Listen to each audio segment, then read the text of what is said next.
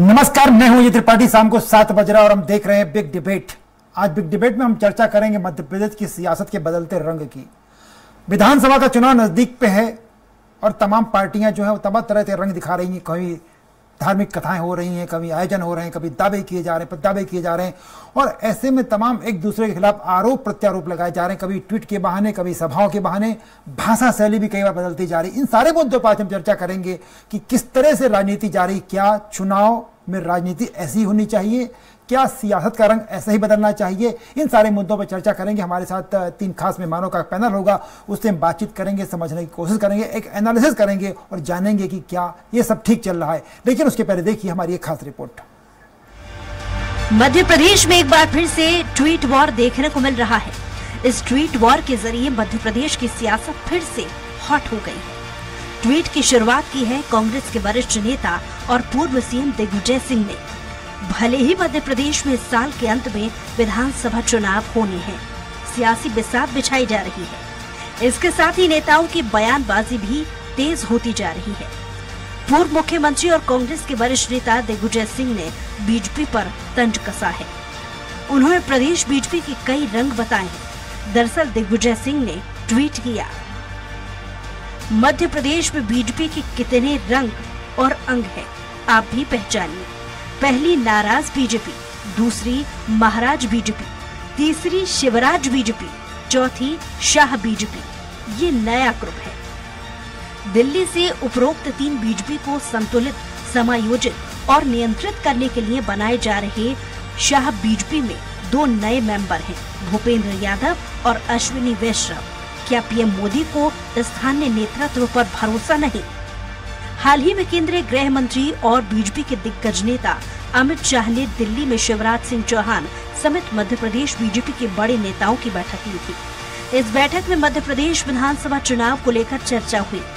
साथ ही इन नेताओं से आगामी चुनाव को लेकर होने वाले कार्यक्रमों की जानकारी मांगी गई। इसके अलावा बीजेपी ने इस बार जन आशीर्वाद यात्रा की कमान सिर्फ मुख्यमंत्री शिवराज सिंह चौहान को ही नहीं दी है, बल्कि उनके अलावा 4 अन्य नेताओं को भी इस यात्रा की कमान सौंपी है। इसमें केंद्रीय मंत्री ज्योतिरादित्य सिंधिया, केंद्रीय मंत्री और हाल ही में मध्य प्रदेश चुनाव प्रबंधन समिति के संयोजक बनाए गए नरेंद्र सिंह तोमर, बीजेपी राष्ट्रीय महासचिव कैलाश विजयवर्गीय और मध्य प्रदेश बीजेपी के प्रदेश अध्यक्ष वीडी शर्मा शामिल हैं।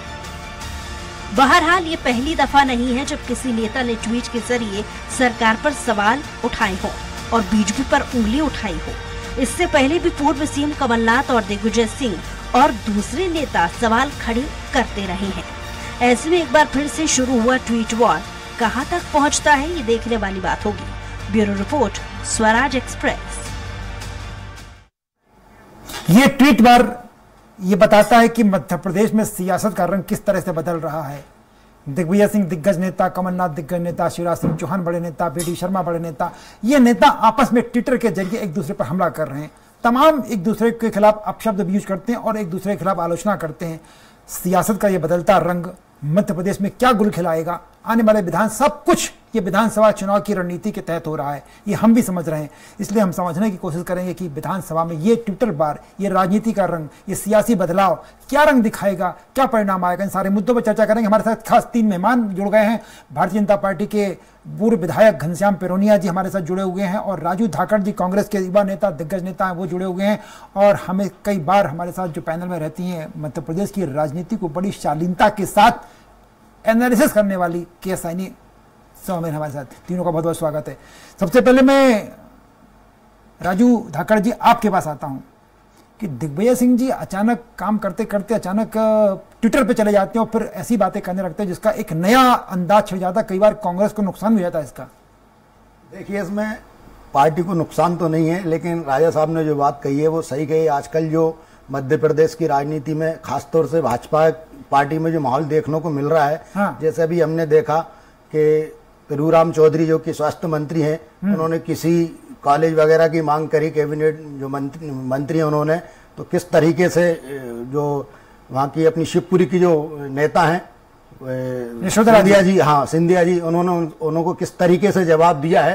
तो इन सब चीज़ों को लेके ये राजनीति का माहौल जो है ट्वीट बार करना पड़ा है राजा साहब को, क्योंकि ये बिल्कुल सत्य बात है। पहले 2-3 भाजपा थी, अब भाजपा की जो है पार्टी और बढ़ती जा रही है, इनके नेता बढ़ते जा रहे हैं। पहले नाराज भाजपा, शिवराज भाजपा और महाराज भाजपा थी। वो जिस तरीके से बार बार अमित शाह जी का दौरा मध्य प्रदेश में हो रहा है, इससे लग रहा है कि अमित शाह जी एक अलग गढ़ बनाकर, अलग अपना गुट बनाकर यहाँ अपना चुनाव लड़ना चाह रहे हैं। कहीं ना कहीं मैं ये कहना चाहूंगा कि क्यों नहीं पूरे भाजपा एक होकर ये बोलना चाहती कि हम शिवराज सिंह के चेहरे पे चुनाव लड़ेंगे, और इनको शिवराज सिंह के चेहरे पे चुनाव लड़नी चाहिए।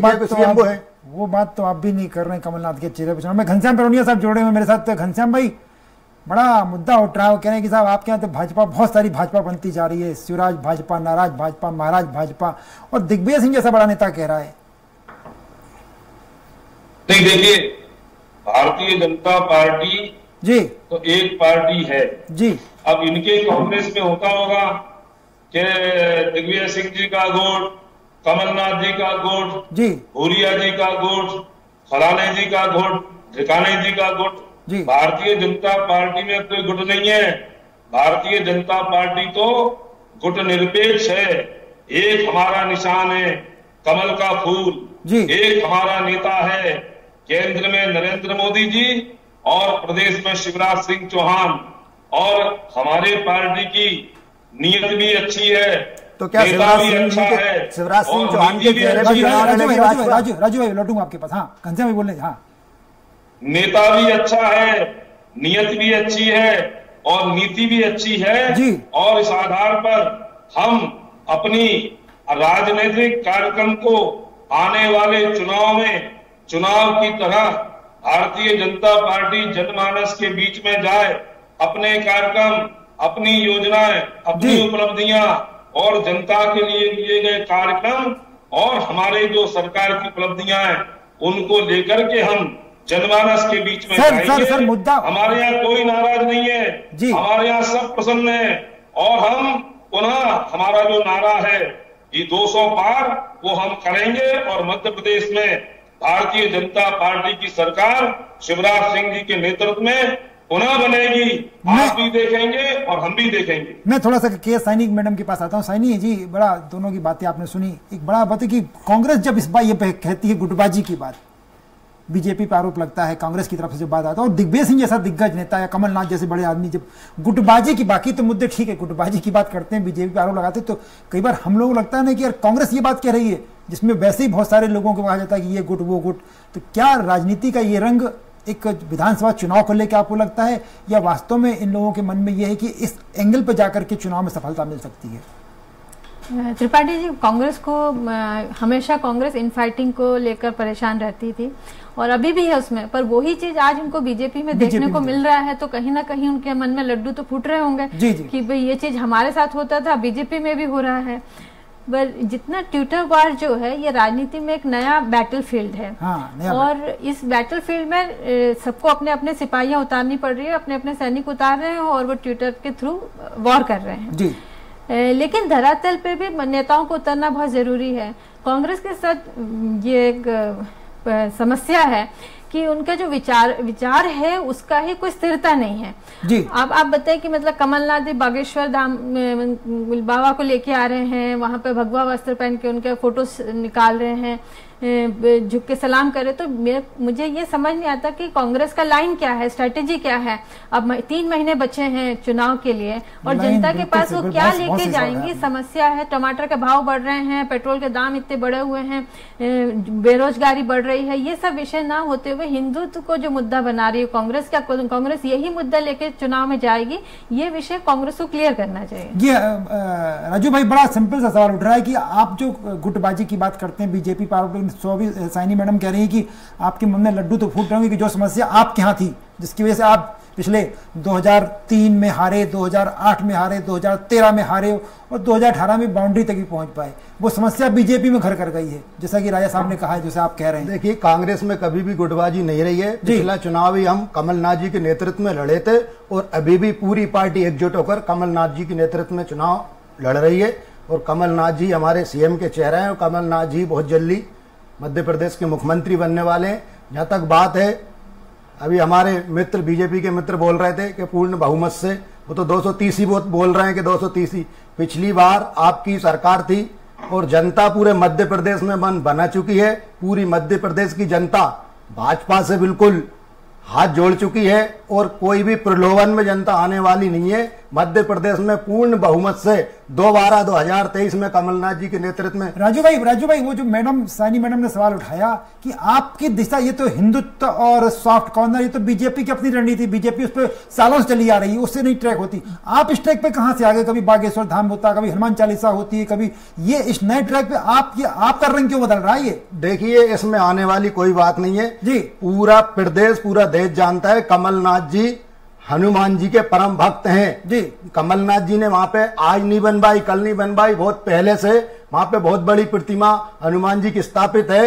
रही बात कि जब कांग्रेस पार्टी के लोग भागवत कथा कराते हैं या कोई संत को लाते हैं तो बीजेपी वालों के पेट में दर्द आखिर क्यों होता है? बात ये, कथा करा रहे हैं या हिंदुत्व की बात कर रहे हैं, हमेशा कांग्रेस पार्टी सभी धर्मों की बात कर चुनाव लड़ती है। अब की बार भी सभी धर्मों को साथ लेकर चुनाव कांग्रेस पार्टी लड़ेगी और इसी मुद्दे को लेकर हम मैं साइनी मैडम कुछ कह रही थी, फिर मैं लड़ूंगा। मेरा सिर्फ ये कहना है कि कांग्रेस हमेशा ये कहती है कि रिलीजन जो है अपना पर्सनल व्यक्तित्व, पर्सनल चीज है, उसको पब्लिकली नहीं डिस्प्ले करना चाहिए, ना ही उसको पॉलिटिक्स में लेके आना चाहिए। और यही स्टैंड कांग्रेस का शुरू से रहा है। जवाहरलाल नेहरू ने सोमनाथ मंदिर का इनॉग्रेशन तक करने नहीं गए थे, जो कि मतलब एक बीजेपी से अलग लाइन रहता है कांग्रेस का, एक सेक्युलर फ्रंट लेके चलते हैं।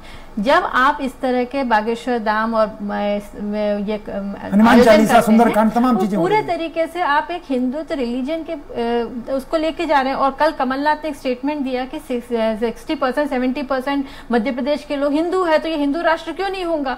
तो आप लोग वही लाइन पे जा रहे हैं। लाइन और लेंथ तय करनी पड़ेगी राजू भाई, ये सवाल उठ रहा है कि आप लाइन जी।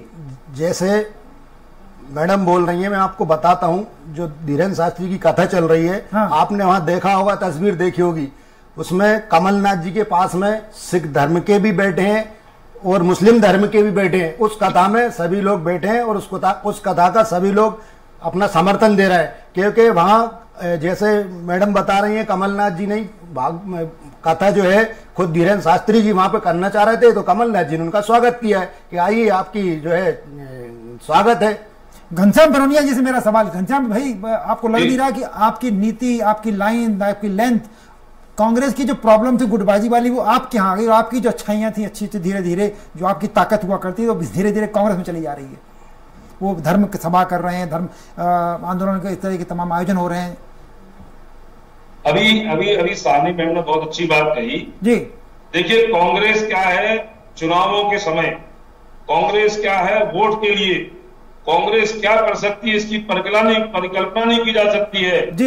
इनके प्रधानमंत्री हिंदुस्तान के उस समय के मनमोहन सिंह जी ये कहते थे कि पहला अधिकार अल्पसंख्यकों का है, ये बोले हैं ये। और आज इनके नेता कहीं तिलक लगा रहे हैं, कहीं जनेऊ पहन रहे हैं, कहीं माला पहन रहे हैं, कहीं धोती पहन रहे हैं। इसलिए पहन रहे हैं, इनको लगता है कि एक बहुत बड़ा समाज, बहुत बड़ा वर्ग कहीं हमसे दूर ना हो जाए। और भारतीय जनता पार्टी तो प्रारंभ से राम मंदिर की बात कर रही है। हमने तो अपने मैनिफेस्टो में, अपने हमारे घोषणा पत्र में हमने राम मंदिर का मुद्दा लिखा।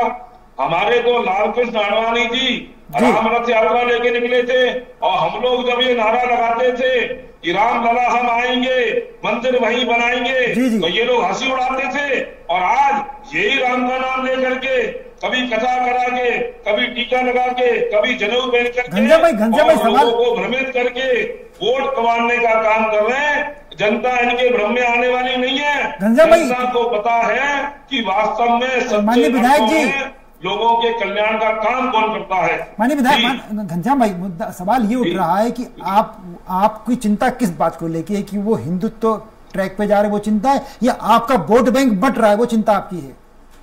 नहीं, देखिए, भारतीय जनता तो कांग्रेस से ना कोई चिंता है और ना हमें इनसे किसी प्रकार का डर भय है। भारतीय जनता पार्टी की सरकार तो जो गरीबों के जनहित के काम है, अनुसूचित जाति जनजाति वर्ग के जनहित के काम है, उनको और समाज के सब वर्गों का, हमारे नेता कहते हैं ना कि सबका साथ, सबका विकास और सबका विश्वास ये लेकर के हम देश भर में और प्रदेश भर में हमारी जो योजनाएं, हमारे कार्यक्रम है उस आधार पर जाते हैं। हम समय पर और रंग देख करके और चुनावों को देख करके कभी अपनी नीति और नीति नहीं बदलते। भारतीय जनता पार्टी तो अड़िग रहती है और जो लक्ष्य उसके सामने होता है, जो घोषणा उसकी होती है, उस पर चलती है और उस आधार पर हम जनमानस के सामने वोट मांगने जाते हैं। देखिए, मैं निवेदन करना चाहता हूं, हमने, हमारे मुख्यमंत्री जी ने, और देखिए संत रविदास भगवान का भव्य मंदिर बनाने की घोषणा की है। लौटेंगे सर, उस मुद्दे पे भी लौटेंगे। वो बड़ा प्रधानमंत्री नरेंद्र मोदी जी आ रहे हैं सागर में और संत रविदास जी का भव्य मंदिर का निर्माण हम ये प्रारंभ करने वाले हैं। मैं आऊंगा उस पे भी मेरे पास सवाल है। मेरे पास तुम्हारी सरकार सर, मेरे पास उसको लेकर भी सवाल है। लौटूंगा आपके पास कि कर्रापुर की बजाय बड़तुमा क्यों जा रहे हो। मैं लौटूंगा। सैनी में बड़ी सिंपल सी बात हो रही कि कमलनाथ जी जिस ट्रैक पे जा रहे हैं वो एक अलग ट्रैक है, जो बीजेपी का ट्रैक था वो सही है, लेकिन आज भी बाकी नेता कांग्रेस के उस ट्रैक पे नहीं दिखाई पड़ते, चाहे दिग्विजय सिंह जी हो, सुरेश पचौरी हो, कांतिलाल भूरिया जी हो, उस ट्रैक पे बाकी नहीं दिख रहे। और आज ही गोविंद सिंह जी ने प्रेस कॉन्फ्रेंस जब की थी तब उन्होंने साफ साफ कहा कि जिस तरह उन्होंने वहां पर वहां पर कांग्रेस का चुनाव चिन्ह भी दिखा मंच पर, गोविंद सिंह जी ने आपत्ति उस पर की और कहा कि धर्म को राजनीति में, राजनीति को धर्म में नहीं आना चाहिए। तो सैनी जी, लग रहा है कि कमलनाथ जिस ट्रैक पे जा रहे हैं एक लीडरशिप अलग दिखाने की कोशिश हो रही है, या ये वर्तमान सियासत की जरूरत पड़ गई है? त्रिपाठी जी, वही मैंने कहा, कांग्रेस पूरी तरह से कंफ्यूज है कि उनकी अपनी स्ट्रैटेजी, जो विचारधारा है वो किस तरह से होगा, उस पर वो एक तरह से तय नहीं कर पा रहे हैं। कहीं वो कुछ लोग हैं सॉफ्ट हिंदुत्व की तरफ जा रहे हैं, कोई लोग मिडिल हिंदुत्व की तरफ जा रहे हैं, कई लोग बिल्कुल ही इसके विपरीत जा रहे हैं, जैसे दिग्विजय सिंह जी हैं। तो उनका हर बयान, हर इसमें हिंदू के विरोध बयान आते हैं। जी। तो ये एक तरह से कांग्रेस में कहीं ना कहीं एक विचारधारा को लेकर विसंगति है। तो मेरा ये कहना है, जहां तक इसका सवाल है, धर्म को लेकर ही लड़ेंगे या जनता की समस्याओं को भी लेकर चुनाव लड़ा जाएगा? अभी घनश्याम जी ने बोला कि हम ये मंदिर बना रहे हैं, हम फलाना मंदिर बना रहे हैं, कांग्रेस भी मैं इसलिए कह रहा हूँ कि हम तो कहते हैं, वो कर रहे हैं। आपने अभी 1000 रुपए महिलाओं, 1500 रुपए महिलाओं के अकाउंट में डालने की बात कही, डाला जा रहा है, लेकिन इतने 5 साल खत्म हो रहे हैं, अब जाके याद आया आप लोग को? अभी तक तो कोई उनके बारे में चिंता नहीं करी। तो बात यह है कि धर्म की बात हो चाहे डेवलपमेंट की बात हो, चुनाव के पहले ही क्यों? वही मुद्दा सानी जी, मैं रोक रहा हूँ कि वही बात की बीजेपी धर्म से समाज की तरफ आ रही है। आप देखिए ना, सीखो कमाओ योजना, बेटी बचाओ योजना, लाडली लक्ष्मी योजना, लाडली बहना योजना, और तमाम धर्म से हट के धीरे धीरे समाज की ओर आ रही है। और कांग्रेस जो डेवलपमेंट की बात करती थी वो धीरे धीरे धर्म की ओर जा रही है। ये कंफ्यूजन बड़ा सैनी जी। नहीं, बिल्कुल वही बात है त्रिपाठी जी। कांग्रेस जो पहले जो इनका एक नीति वो था, वो ये था कि सेक्युलर पार्टी रहेगी और सभी धर्मों को धर्म को पॉलिटिक्स में नहीं लेके आएंगे।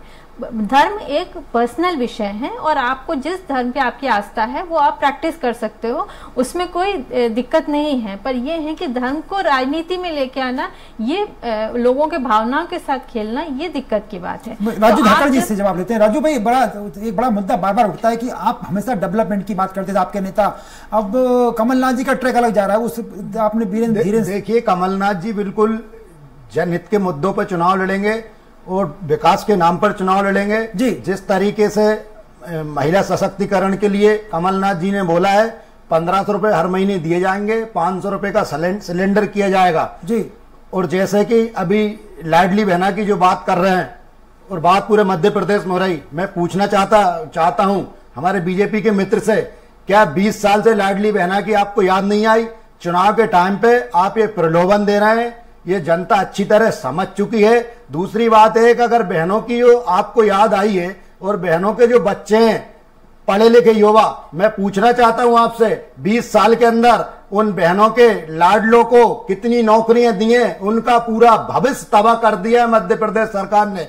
जैसे तैसे पढ़ लिख कर वो परीक्षा देकर पास होकर नौकरी लगती है तो पब्लिक की नजरें तो आप पे टिकी है। आप इस मुद्दे को लेके जाओगे जनता के बीच में, वो घनश्याम पेरोनी से जवाब मांगोगे, पर आपको कहां, आप तो अलग ट्रैक पे चले जाते हो। नहीं, कोई अलग ट्रैक नहीं है। जैसे अभी आपने देखा होगा भोपाल के अंदर भी प्रदीप मिश्रा जी की कथा हुई, उसको भी कांग्रेस पार्टी ने पूरा समर्थन दिया। जिस तरीके से वहां पे शास्त्री जी की कथा हो रही है छिंदवाड़ा में, मैं चाहता हूं कि भाजपा को उसका समर्थन करने चाहिए। उसमें राजनीति की कोई बात नहीं है, ना कोई हिंदू की बात है ना मुस्लिम की बात है, कथा कोई भी कर सकता है। हिंदुत्व की बात उसमें जब आएगी जब कोई मंच पे खड़ोगे कमलनाथ जी कुछ ऐसी राजनीतिक बात करेंगे, उन्होंने ऐसा, आपने उनका भाषण भी सुना होगा, उन्होंने कोई बात, उन्होंने उनके भाषण में भी कहा यही बोला कि हम सभी लोगों को साथ लेकर। डॉक्टर गोविंद सिंह ने नहीं सुना मेरे ख्याल से, इसलिए वो टिप्पणी कर रहे थे कि राजनीति में धर्म नहीं आना चाहिए। अब वो मैंने नहीं सुनी गोविंद सिंह जी की। चलिए मैं घनश्याम पिरोनिया जी, बड़ा स्पष्ट बात कही जा रही है कि आपको अचानक इस बार लाडली बहनों की याद आ गई, युवाओं की याद आ गई। आप तो 18 साल से दूसरा में भी आप बोल रहे थे राम मंदिर की बात कर रहे थे, मैं आपको बता देना चाहता हूँ, नहीं आप सुन लीजिए, मैं आपको बता देना चाहता हूँ। अभी आप केंद्र तक पहुंच गए थे कि कसम राम की खाएंगे, मंदिर वहीं बनाएंगे। क्या मंदिर भाजपा ने बनाया है? हमने न्यायालय का सम्मान किया है। आप एक किसी कांग्रेस के लीडर का नाम बता दे इसने न्यायालय के खिलाफ बात की हो।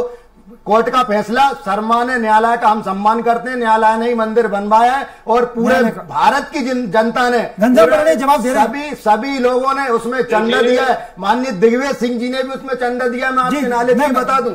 घनश्याम भाई कुछ कह रहे थे। देखिए कांग्रेस और कांग्रेस पार्टी, इनका कोई विचार नहीं है। अभी इन्होंने कहा कि चुनाव से पहले इन्हें याद क्यों आई। मैं इनसे ही पूछना चाहता हूं कि चुनाव आ रहे हैं तो आपने ये जो लाडली बहना माननीय मुख्यमंत्री जी ने प्रारंभ की, उसकी नकल में आपने कहा कि हम ये नकल आपने की है कर्नाटक सरकार की, हमारा पूरा देख लीजिए बाका पूरा, उसकी नकल शिवराज सिंह जी ने की है, आपकी सरकार ने की है। और आपने कभी भी विकास के काम नहीं किए। जैसे ही कमलनाथ जी ने बोला 1500 रुपए, तो आपके मुख्यमंत्री जी ने 1250, फिर 1500, फिर 1700 बोला। अच्छी तरह देख लीजिए, समझ लीजिए। नकल कांग्रेस नहीं करती, नकल भाजपा कर रही है, नकल भाजपा कर रही है। घनश्याम मुझे बोलेंगे। देखिए प्रधानमंत्री सड़क योजना के माध्यम से पूरे देश में गांव को सड़कों से जोड़ने का काम ये अटल बिहारी वाजपेयी के कार्यकाल में हुआ। तो पूरे देश में उज्ज्वला योजना के माध्यम से महिलाओं को निःशुल्क गैस सिलेंडर देने का काम ये भारतीय जनता पार्टी की सरकार में हुआ। हमारे गरीब लोगों को आवास मिले, प्रधानमंत्री आवास के माध्यम से हमने मकान देने का काम किया। मैं ये कह रहा हूं कांग्रेस केवल चुनाव के समय में करती है, हम चुनाव से पहले से ये सब सारे कार्यक्रम कर रहे हैं। आप सोचो मध्य प्रदेश में हम लोगों ने संबल योजना प्रारंभ आप ये क्यों नहीं बता देंगे? आपकी जो ईरानी जी थी, आपकी जो ईरानी जी थी, वो सिलेंडर को लेकर डांस करती थी दिल्ली की सड़कों पर। आज कहाँ है ईरानी जी? आपकी स्मृति ईरानी जी बताइए जरा। आपको महंगाई नजर नहीं आती? टमाटर क्या भाव नजर नहीं आती? दाल क्या भाव नजर नहीं आता? पेट्रोल, इस पर बात करिए ना। सिर्फ आप लोगों को गुमराह करते हैं, सिर्फ आप धर्म की बात करके लोगों को गुमराह करते हैं। अभी आपने बोला अभी आडवाणी जी के बारे में, मैं आपसे पूछना चाहता हूँ कहाँ है आडवाणी जी? कहाँ है आडवाणी जी? बताइए आप। राजू एक मिनट, घनश्याम जी थोड़ा जल्दी कंप्लीट करिए। मंदिर के पक्ष में थे आप, विकास की बात कर रहे हो तो विकास के मुद्दे गिनाओ। आपने कौन से विकास के काम किए देश भर में? आज 27 लाख किसानों का कर्ज माफ किया है कांग्रेस पार्टी ने। कांग्रेस की सरकार ने 27 लाख किसानों का कर्ज माफ किया है। विधानसभा के अंदर आपकी सरकार ने स्वीकारा है। मेरे पास थोड़ा सा बट दोनों मेहमानों को रोकना चाहूंगा। बोलते हैं, बार बोलते हैं राजू भाई, घनश्याम जी ठाकर साहब, दोनों मेहमानों को शांत कर प्लीज। मैं समय खाऊंगा, मैं आखिरी टिप्पणी के लिए सैनिक के पास आ रहा हूं। सैनिक, बड़ा इस बार देखा कि जिस तरह की दोनों पार्टियों में, सिर्फ कांग्रेस की बात नहीं कर रहे, दिग्विजय सिंह का ट्वीट तो अलग स्टाइल, दिग्विजय सिंह का अंदाज राजनीतिक अलग रहता है, तो तय है कि कभी उससे पार्टी को फायदा होता है, कभी नुकसान होता है। लेकिन जिस तरह से इस बार हो रहा है, इस बार विधानसभा चुनाव में उन्होंने लाडली बहना शुरू कर दी, युवाओं के लिए काम शुरू कर दिया, राजनीति का रंग बदल रहा है, ऐसा लगता है आपको? जी बिल्कुल, जैसे चुनाव पास आ रहा है और आप देखिए मध्य प्रदेश में बहुत कांटे की टक्कर होना चुनाव और बहुत इंटरेस्टिंग होगा। जहाँ तक यहाँ पे 2 पार्टी है, इसके अलावा कोई तीसरा विकल्प नहीं है लोगों के पास। और कांग्रेस और बीजेपी दोनों में अपनी अपनी समस्याएं हैं। कांग्रेस के पास शिवराज जी का एक ऐसा चेहरा है जिसपे बीजेपी ने कई बार खेल चुके हैं और इस बार फिर से शिवराज जी ही मतलब कैप्टन करेंगे बीजेपी का। और कांग्रेस के पास इस तरह से कोई चेहरा नहीं है, पर जितना एंटी इनकम्पेंसी है वो कांग्रेस को बधाने को, इसलिए राजनीति का रंग बदल, राजनीति बहुत गर्म है और इस तरह के जो भी चीजें आ रही है, जो नए रंग हमको इस तरह के देखने ही पड़ेंगे। आज हम इस विषय पे चर्चा करें। ठीक है, तीनों मेहमानों का बहुत, इस प्रोग्राम में समय थोड़ा खत्म हो गया है। तीनों का बहुत बहुत धन्यवाद, घनश्याम भाई आपका, राजू भाई आपका, साइनी मैम आपका। लेकिन ये तय है कि चुनाव का सीजन है, इस बार की राजनीति थोड़ी टफ है। जैसा साइनी मैडम कह रही थी कि इस बार टक्कर थोड़ी कांटे की है। शिवराज सिंह चौहान जननेता हैं, उन जैसा कांग्रेस का फेस नहीं है, लेकिन शिवराज सिंह के खिलाफ एंटी इनकम्बेंसी है, इसका फायदा कांग्रेस को मिलेगा। तीसरा विकल्प मध्य प्रदेश में नहीं है, इसलिए इस बार की राजनीति जरा दमदार होगी, अलग ढंग की होगी और उसकी राजनीति का रंग बदलेगा। इसकी तस्वीर हमको अभी से दिखाई पड़ने लगती। फिर अगले प्रोग्राम यहीं तक, लेकिन आप कहीं जाइएगा मत, खबरों का सिलसिला चलता रहेगा, इसलिए देखते रहिए स्वराज एक्सप्रेस।